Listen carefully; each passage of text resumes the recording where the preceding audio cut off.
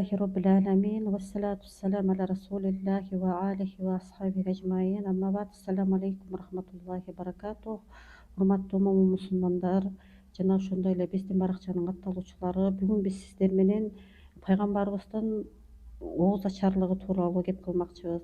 Пайгамбарыбыз саллаллаху алейхи вассаламдын жанында 10 жыл кызмат кылган Анас ибн Малик өзүнүн сөзүндө мындай деп баяндаган: пайгамбарыбыздын жанында 10 жыл кызмат кылдым, ошондо ооз ачарлыгы тууралуу мындай деди: пайгамбарыбыз баягы жаңы курма менен оозун аччу эле, ал болбосо кургатылган курма менен оозун аччу. Эгерде кургатылган курма табылбаган болсо, анда суу менен оозун аччу деди.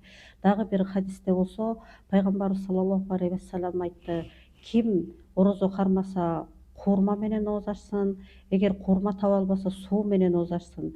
Бул суу тазалоочу нерсе деп айтты. Колуңуздардан келсе курма менен ачыңыздар, эгер аны таба албасаңыздар суу менен ачсаңыздар болот. Орозоңуздар кабыл болсун. Салам алейкум рахматуллахи баракатух.